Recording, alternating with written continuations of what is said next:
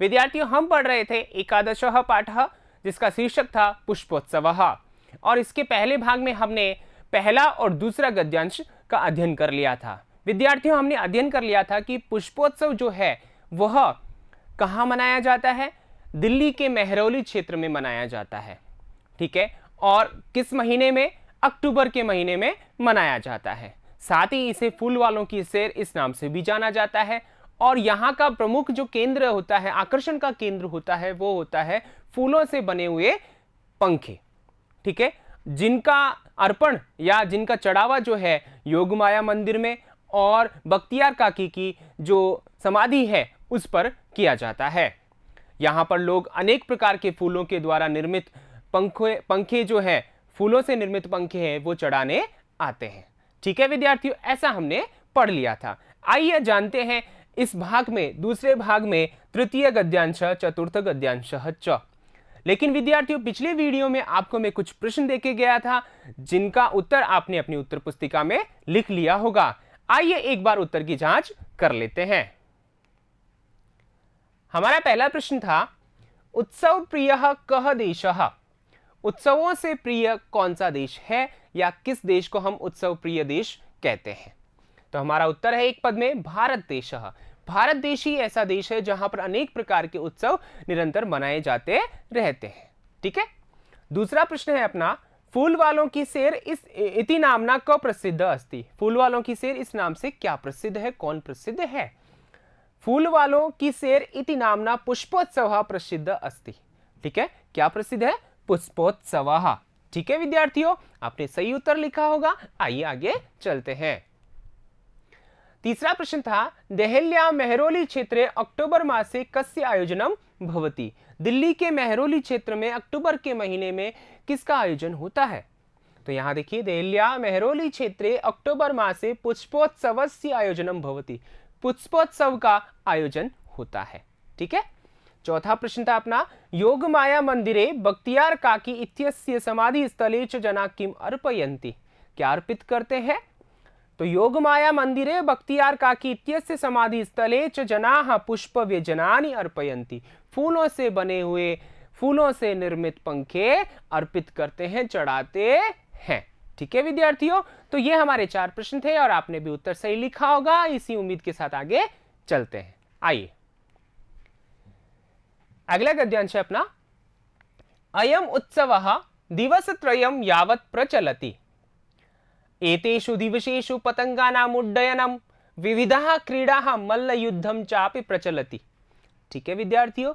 ये छोटा सा पैराग्राफ है और इसके कठिन शब्दार्थ इस प्रकार है। दिवसत्रयम 3 दिन, ठीक है, यावत तक, पतंगानाम पतंगों का, ठीक है, उड्डयनम उड़ाना, मल्लयुद्धम कुश्ती, प्रचलति चलता है या चलती है, ठीक है। आइए वापस चलते हैं। अयम उत्सव, यह उत्सव, यह कौन सा उत्सव, किस उत्सव की बात कर रहे हैं विद्यार्थियों? हम पुष्पोत्सव की बात कर रहे हैं। तो यह पुष्पोत्सव जो है दिवस त्रयम यावत, 3 दिन तक, कितने दिनों तक विद्यार्थियों? 3 दिन तक चलता है। प्रचलति चलता है, ठीक है।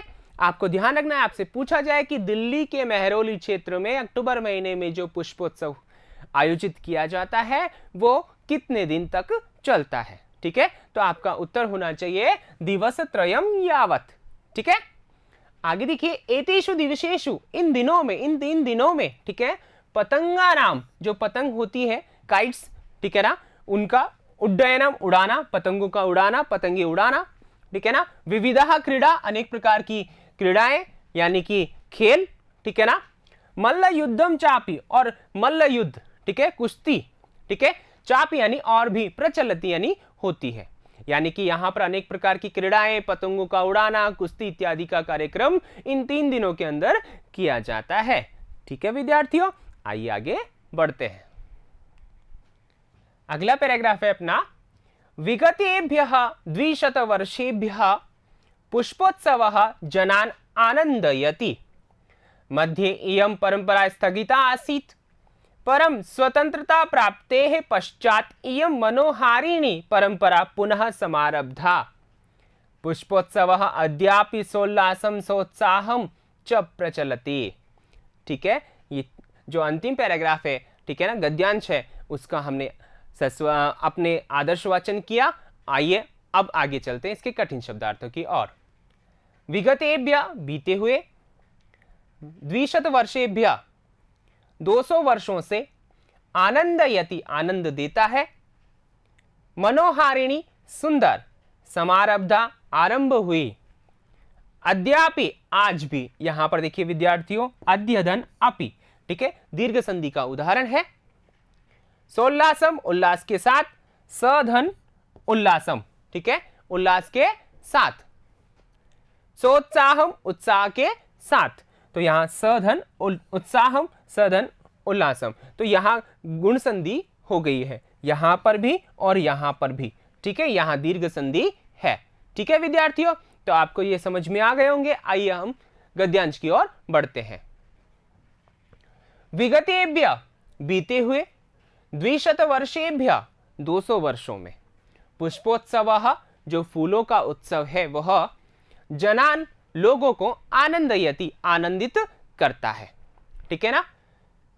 मध्य बीच में, इयम बीच में, यह परंपरा, कौन सी परंपरा, ये पुष्पोत्सव मनाने की परंपरा, स्थगिता आसीत स्थगित हो गई थी, रोक दी गई थी, ठीक है। परम लेकिन, स्वतंत्रता प्राप्ति पश्चात, यानी आजादी के बाद, ठीक है।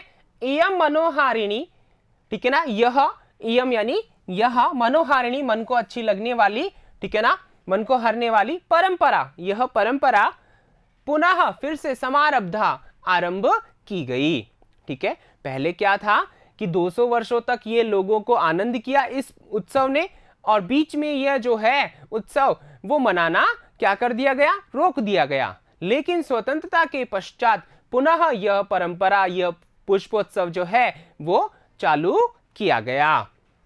पुष्पोत्सवः फूलों का यह उत्सव, अद्यापि आज भी, सोल्लासम उल्लास के साथ, खुशी के साथ, सोत्साहम च और उत्साह के साथ, प्रचलति प्रचलित है, यानी कि आज भी बड़े उल्लास और खुशी के साथ यह उत्सव मनाया जाता है। कहाँ मनाया जाता है विद्यार्थियों? दिल्ली के मेहरौली क्षेत्र में। और कब? अक्टूबर के महीने में। ठीक है विद्यार्थियों, तो ये आपको समझ में आ गया होगा। ये हमारा पाठ संपूर्ण हो जाता है। आइए आज जो हमने पढ़ा है उससे संबंधित कुछ मूल्यांकन प्रश्न जान लेते हैं। पहला प्रश्न है, कति वर्षेभ्य पुष्पोत्सवः जनान आनंदयति। ठीक है ना, यहां निर्देशित नहीं है कि किसमें आपको देना है उत्तर, तो आप कैसे भी उत्तर दे सकते हैं। दूसरा है, कह अद्यापि सोल्लासम सोत्साहम च प्रचलति। ठीक है, ये दो प्रश्न आपके हैं जो कि आपको अपनी उत्तर पुस्तिका में देने हैं। ठीक है, आगे हम अभ्यास प्रश्नों के साथ फिर मिलेंगे अगले वीडियो में। तब तक के लिए धन्यवाद।